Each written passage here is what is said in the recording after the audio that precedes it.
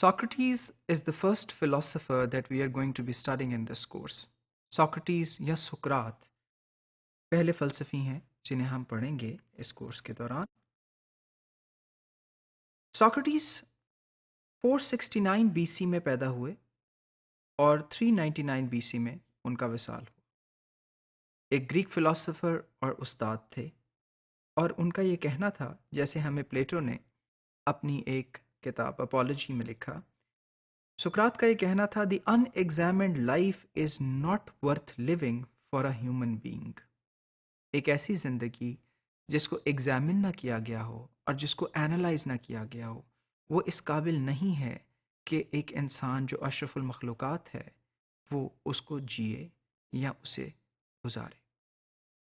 अब इससे उनकी क्या मुराद है? अगर हम यहाँ ये देखें तो इससे ये नज़र आता है कि his method is analytical and is also based on the analysis of human beings. So what he did generally was he analyzed his fellow Athenians and then tried understanding the concepts in the society and also have been telling others what is right and what is wrong.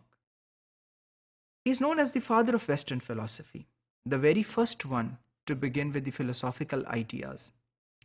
And then his methods was the use of critical reasoning with an unwavering commitment to truth.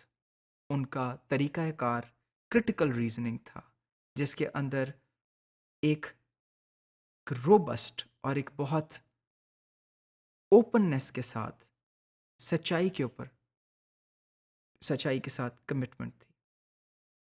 एक और बात जो बहुत important है वो ये है कि there are no written records by Socrates himself.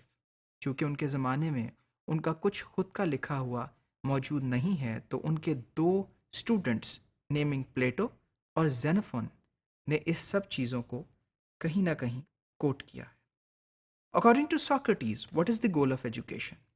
It is to know what you can and even more importantly to know what you do not no.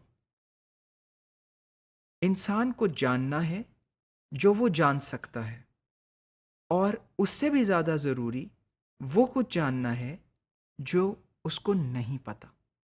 यानी अगर यहाँ पे हम देखें तो सॉक्रेटिस का डायरेक्ट एम्फेसिस एजुकेशन पे है. जिस तरह हमने पहले बात की, education and philosophy both deal with discovery, both deal with learning and both deal with teaching. Socrates का ट्रायल किया गया. सॉक्रेटिस की जो डेथ है उसमें उन्हें खुद जहर का प्याला पीने के लिए कहा गया, क्योंकि यूनान के रहने वालों का ये ख्याल था कि वो यूथ को करप्ट कर रहे हैं अपनी इन बातों से या अपने इस फ़लसफ़े के साथ. ये काफ़ी दर्दनाक मनाज़र थे जिसको आप इस तस्वीर में देख सकते हैं, जिनको प्लेटो और जेनोफोन ने बयान किया है.